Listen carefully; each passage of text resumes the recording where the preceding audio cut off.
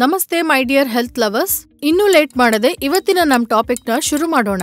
ದಿನ ಓಡ್ತಾ ಇರುವಂತ ಜನರೇಷನ್ ನಲ್ಲಿ ತಲೆನೋವು ಪ್ರತಿಯೊಬ್ಬರಿಗೂ ಬರ್ತಾನೆ ಇರತ್ತೆ. ನಿಜಕ್ಕೂ ತಲೆನೋವು ಯಾಕೆ ಬರುತ್ತೆ ಅಂದ್ರೆ ಒಂದು ಕಾರಣ ಹೇಳಕ್ಕಾಗಲ್ಲ. ಯಾವ್ದಾದ್ರೂ ಮೆಡಿಕಲ್ ಕಂಡೀಷನ್ ಇಂದ ಬರ್ಬೋದು, ಅಥವಾ ಟೆನ್ಷನ್ ನಿಂದ ಬರ್ಬೋದು, ಅಥವಾ ಆಹಾರ ಅಭ್ಯಾಸಗಳಿಂದ ಈ ತಲೆನೋವು ಟ್ರಿಗ್ಗರ್ ಆಗ್ಬೋದು. ಈ ತರದ ತಲೆನೋವನ್ನ ಕಮ್ಮಿ ಮಾಡೋಕೆ ಸಿಂಪಲ್ ಆಗಿ ಮಾಡ್ಕೊಳ್ಳುವಂತ ಒಂದು ಟೀಯ ಬಗ್ಗೆ ನಾವಿವತ್ತು ನೋಡೋಣ.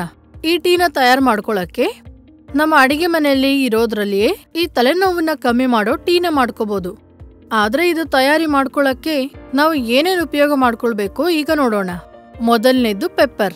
ಕಪ್ಪಾಗಿ ಇರುವಂತ ಪೆಪ್ಪರ್ ನಲ್ಲಿ ಪೆಪ್ಪರ್ ಆಂಟಿ ಇನ್ಫ್ಲಮೇಟರಿ ಲಕ್ಷಣಗಳಿಂದ ತಲೆನೋವನ್ನ ಕಮ್ಮಿ ಮಾಡುತ್ತೆ. ಈಗ ಎರಡನೇದು ಅರಿಶಿಣ. ಇದರಲ್ಲಿ ಇರುವಂತ ಕರ್ಕುಮಿನ್ ಬಲವಾದ ಆಂಟಿ ಆಕ್ಸಿಡೆಂಟ್ ಗುಣಗಳೆಲ್ಲ ಕಲಿಗಿರತ್ತೆ. ಮೂರನೇದು ಶುಂಠಿ. ಶುಂಠಿಯಲ್ಲಿ ಇರುವಂತ ಬೆಲ್ಲಗಳು ಮತ್ತು ಶೋಗಲ್ಸ್ ಆಂಟಿ ಇನ್ಫ್ಲಮೇಟರಿ ಲಕ್ಷಣಗಳಿಂದ ತಲೆನೋವನ್ನ ಕಮ್ಮಿ ಮಾಡಬಹುದು. ಈಗ ನಾಲ್ಕನೇದು ಫ್ಲಾಕ್ಸ್ ಸೀಡ್ಸ್.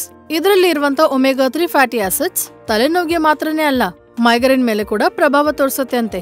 ಈಗ ಐದನೇದು ಬೇವಿನ ಎಲೆ. ಬೇವಿನ ಎಲೆಯಲ್ಲಿ ಇರುವಂತ antiseptic, antiviral, aunty inflammatory, anti bacterial, aunty fungal ನಿಂದ ಇದು ಕೂಡ ಒಳ್ಳೆಯ ಪ್ರಭಾವವನ್ನು ತಲೆನೋವಿಗೆ ತೋರಿಸುತ್ತೆ ಅಂತೆ. ಈ 5 ಸಿಂಪಲ್ ಪದಾರ್ಥಗಳನ್ನ ಉಪಯೋಗಿಸಿ ತಲೆನೋವು ಕಮ್ಮಿ ಮಾಡುವಂತ ಹರ್ಬಲ್ ಟೀನ ಹೇಗೆ ತಯಾರು ಮಾಡ್ಬೇಕು ಈಗ ನೋಡೋಣ. ಮೊದಲು ಒಂದು 5 ಪೆಪ್ಪರ್ಸ್, ಹಾಫ್ ಟೀ ಸ್ಪೂನ್ ಅರಿಶಿಣ, 1 ಸ್ಪೂನ್ ಫ್ಲೇಕ್ ಸೀಡ್ಸ್, ಆಮೇಲೆ 2-3 ಬೇವಿನ ಎಲೆ ತಗೊಳ್ಳಿ. ಹಾಫ್ ಇಂಚ್ ಶುಂಠಿನ ಕ್ರಶ್ ಮಾಡ್ಕೊಳ್ಳಿ.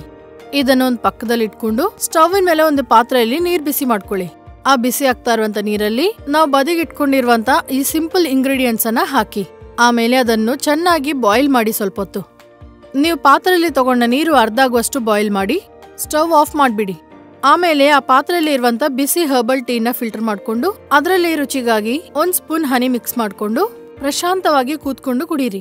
ತಲೆನೋವು ಕಮ್ಮಿ ಆಗೋಕೆ ಈ ಟೀ ಎಷ್ಟೋ ಸಹಾಯವನ್ನು ಮಾಡುತ್ತೆ. ತಲೆನೋವು ಇರುವಾಗ ಈ ಹರ್ಬಲ್ ಟೀನ ತಗೊಂಡ್ರೆ ಚೆನ್ನಾಗಿ ಸಹಾಯ ಮಾಡುತ್ತೆ. ಗಮನಿಸಿ, ಈ ವಿಡಿಯೋದಲ್ಲಿ ಕೊಟ್ಟಿರುವಂತ ಸಮಾಚಾರ ಯಾವುದೇ ವೈದ್ಯ ಚಿಕಿತ್ಸೆಗೂ ಪ್ರತ್ಯಾಮ್ನಾಯ ಅಲ್ಲ. ಆಮೇಲೆ ನಿಮ್ಮ ಆರೋಗ್ಯ ಪರಿಸ್ಥಿತಿಯ ಪ್ರಕಾರ ವೈದ್ಯರ ಹತ್ರ ಮಾತಾಡಿ ಈ ಸಲಹೆಗಳನ್ನ ಪಾಟಿಸಬೇಕು ಅಂತ ಮರಿಬಾರದು.